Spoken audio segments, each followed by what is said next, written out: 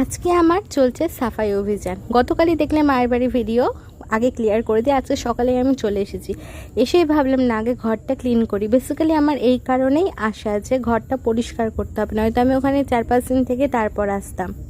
পুজোর বাজার বলতে এখনও কিছু করা হয়নি, স্পেশালি আমার বরের তো হয়নি সেভাবে, ওর করাটা আগে বেশি জরুরি, নয়তো চাপ বেরিয়ে যেতে গেলে আর তো আসতেই পারবে না।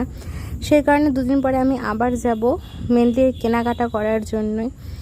আজকে এতটা বেশি হেক্টিক ডে হয়ে গেছে যে বলে আর বোঝাতে পারবো না। মানে আমি ভেবেই নিয়েছিলাম আজকে যতটাই ক্লান্ত হয়ে যায় না কেন, যতই দেরি হোক না কেন, আজকে আমি পুরোপুরিভাবে ক্লিন করেই ছাড়বো।